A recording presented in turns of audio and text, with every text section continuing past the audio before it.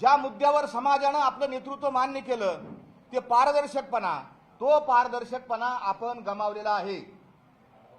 आपला अभ्यास कमी आहे, कायद्याचं ज्ञान कमी आहे. या सगळ्या मुद्द्यावर त्यांना मी काही प्रश्न विचारले. त्याचबरोबर मी त्यांना प्रश्न विचारला की आपल्या जिल्ह्यातील वामनराव वाळेकर, परशुराम खुने यांनी आपल्यावर आरोप केले की जरांगे हा खोटं बोलतो, जरांगे हा फसवतो. नारायणगडावर भगवा झेंडा लावायचं सांगून आमच्या पोरांना नेलं आणि त्यांच्यावर न्यायालयामध्ये हल्ला करायला लावला. 5 वर्षाची शिक्षा झाली. जरांगेंमुळे आमचं घर, आता मराठ्यांची घरं उद्ध्वस्त झाली. त्यांच्या मुलांनी आरोप आल्यानंतर सांगितलं की जरांगेंच्या आंदोलनात जाऊ नका, हे आंदोलन भरकटलेले चुकीचं. हे माझे आरोप नव्हते. हे सगळेच्या सगळे आरोप त्यांच्या 20 वर्षाच्या सहकार्यांनी केलेले होते. असे प्रश्न मी विचारल्यानंतर आणि अधिकार आहे मला विचारण्याचा. मी 2006 पासून मराठा समाजाला आरक्षण मिळावं यासाठी कार्यरत आहे. पिटिशन केली, आंदोलन केली, अनेक काही गोष्टी केल्या. मी मराठा समाजाचा आहे, मला तो पूर्ण अधिकार आहे. जगद्गुरु तुकोबारायांचा अपमान केला, त्यांनी माफी मागितली. ती माफी सुद्धा त्यांची अहंकार मिश्रित होती. त्यांच्या स्वभावावर मी बोट ठेवलं. तुमचा स्वभाव अहंकारी आहे. तुमचं मीपणा, माझपणा, श्रेयवाद या सगळ्या त्यांच्या गोष्टीवर मी त्यांच्या अवगुणावर बोट ठेवलं. दुसऱ्या दिवशी आपण पत्रकार बांधवांनी त्यांना विचारलं की ते बारस्कर महाराज आहेत आणि त्यांनी असे तुमच्यावर आरोप केलेत, असं त्यांनी पत्रकार परिषद घेऊन भूमिका मांडली. काय उत्तर दिले त्यांनी? मी त्यांना आपल्या समोर साक्षीने विचारतो. मी त्यांना प्रश्न विचारले, सामाजिक या मराठा आरक्षणाच्या विषयी प्रश्न विचारले. उत्तर काय दिलं त्यांनी? तो काय महाराज एका बांधवून आलाय, महाराज झालाय, तो त्याच्यावर बलात्काराचे आरोप आहेत, त्यानं विनयभंग केलाय. 8 वर्षापूर्वी त्यानं बलात्कार केला, 7 वर्षापूर्वी त्यानं विनयभंग केला. कुठलाच आधार नाही. एक म्हणजे मला कल्पनाच नाही की अशा पद्धतीनं जरांगे खालच्या पातळीला जाऊ शकतात.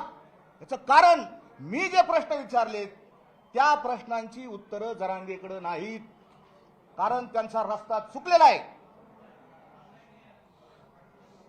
पुन्हा त्यांनी माझ्यावर आरोप केला की जरांगे यांनी,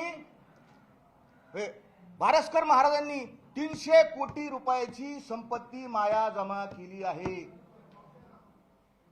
एवढ्या मोठ्या उंचीवरच्या आंदोलनाच्या नेतृत्वानं पुराव्याशिवाय, तथ्याशिवाय आरोप करावेत? इतक्या मोठ्या? हे आपल्याला पटायला पाहिजे, समाजाला पटायला पाहिजे.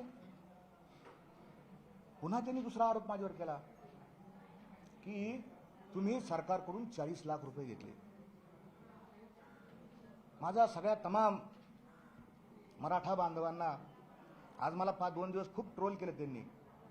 एखाद्या सज्जन माणसावर, कुणी असू द्या, मी स्वतःला असं म्हणू शकत नाही मी सज्जन आहे, मी चांगला आहे, पण एखाद्या माणसावर ज्याच्यावर पूर्वी एकही आरोप झालेला नाही, माझ्यावर एक आरोप नाही, सिंगल 1 आरोप नाही, माझ्यावर 2च आता केसेस चालू आहेत. एक शेतकऱ्यांच्या पाण्याची केस चालू आहे आणि दुसरी एका गरीब शेतकऱ्याच्या मुलाला लाईटचा करंट बसला होता आणि त्याचा 10वा मी अहमदनगरच्या MECBच्या ऑफिसमध्ये घातला. असे 2 गुन्हे माझ्यावर ट्रायल चालू आहेत. आता 2च गुन्हे चालू आहेत. ह्या माणसाने बलात्कार, विनयभंग, 300 कोटीची संपत्ती आणि पुन्हा 40 लाख रुपये मी सरकारकडून घेतले. माझं जाहीर सवाल आहे समाजाला की ज्या माणसाकडे 300 कोटी रुपये येतं तो माणूस 40 लाख रुपये घेईन सरकारकडून. माझी किंमत जर 300 कोटी रुपये आहे, मी सरकारकडून 40 लाख रुपये घेईन. ह्या माणसाला याला समजणारच काही. भाषा पाहिली का आपण? भाषा. मराठा समाज, माझा मराठाची बोल कौतुके परी अमृता हिने पाहिजे जिंके, ऐशी अक्षरे रसिके मिळवीन. जो माणूस उच्च नेतृत्वाच्या पदावर असतो त्यांनी कशी भाषा केली पाहिजे, काय बोललं पाहिजे, काय वागलं पाहिजे, काय बोलला आपण ऐकलं सगळं. आपण कसं, मला प्रश्न विचारला, मला पडला प्रश्न का अजून काय आरोप केला त्याने? माझ्यावर तर केलेच आरोप, पण तुमच्यावर सुद्धा आरोप केले. लोकशाहीमध्ये प्रसार माध्यम, वृत्तवाहिन्या, पेपर हा चौथा आधारस्तंभ मानलेला आहे. तुमच्या समोर तुमच्यावर जरांगे यांनी आरोप केलाय की मला 19 वर्ष लागले, मला मीडिया मिळाला नाही, आणि ह्या महाराजाला कसं काय मिळालं मीडिया? कोणी पत्रकारांना पैसे दिले? तुमच्यावर आरोप.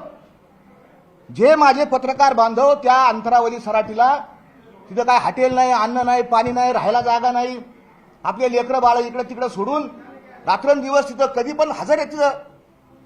मग आम्ही असंच विचारायचं तुला कसा मीडिया मिळाला? अरे तुला मीडिया मिळाला नाही, तुझ्या पाठीमागा जो समाज आहे मराठा समाज, त्या मराठा समाजामुळे मीडिया तिथं आलेला आहे. त्या मराठा समाजाचे दुःख वेदना जी तुझ्या रूपातून प्रगट होती ते मांडण्याकरता मीडिया तिथं उभा आहे. हा माणूस बेछूट झालेला आहे, बेताल झालेला आहे. आणि म्हणून मी कळकळीचं आवाहन केलं. यानं पुन्हा माझ्यावर आक्षेप केला, आरोप केला